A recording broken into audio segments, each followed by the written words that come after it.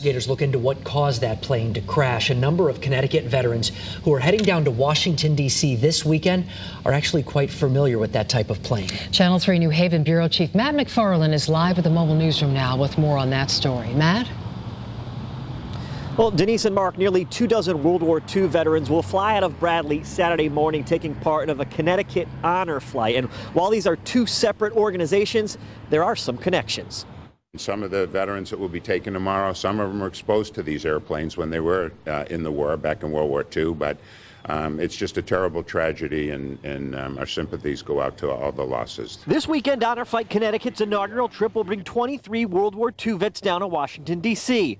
For organizer Matt Sparks, while the trip will be a day of honor and thanks, it comes on the heels of a terrible tragedy. Wednesday morning, a refurbished B-17 with 13 people on board, part of the Collins Foundation Wings of Freedom tour, crashed at Bradley. His planes have been down to Oxford Airport. I was there 3 or 4 weeks ago, and he did that traveling tour, and I saw the planes, and I'm familiar with the planes that he has, and he has a museum up in Massachusetts that I've also been to. While thinking of the loss, Matt says his organization is trying to remain positive, especially for those older veterans already expecting an emotional day. I think we have a kid at 92, and then most of the others are into the mid-90s and beyond. Matt tells us they'll visit Arlington National Cemetery and the World War II Memorial along with other stops.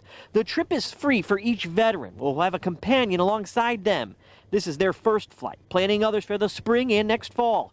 He says they're raising money to cover the $350 cost for each vet, while also looking for more veterans to apply for those future flights. Members of the greatest generation interested in a well-deserved and for some long overdue trip. It's very emotional for them, but they feel the gratitude and the appreciation, and this is the welcome home we like to see that they never got. Now, Matt says before the flight, they'll have a ceremony in the Southwest baggage claim, the lower level at Bradley Airport. That's Saturday morning, 6 o'clock. The public is invited for the send-off. They'll return later that night at 10:30. And for more information on the Connecticut Honor Flight, we've got a link on the Channel 3 app. We're live with the mobile newsroom. Matt McFarland, Channel 3 Eyewitness News. Matt, thank you very much. Here are 3 things to know right now about the B-17 crash. It crashed into a de-icing facility as it was trying to make an emergency landing. That was just before 10 in the morning yesterday, and then obviously it erupted into flames. 13 people were on the plane, 10 passengers and 3 crew members. 7 are dead and 7 are hurt, including 1 airport employee. And there is a health advisory in effect for the town of Windsor because of the firefighting foam that was released into the Farmington River. We have all of this information and a timeline of what happened before, during, and after the crash right there on the Channel 3 app.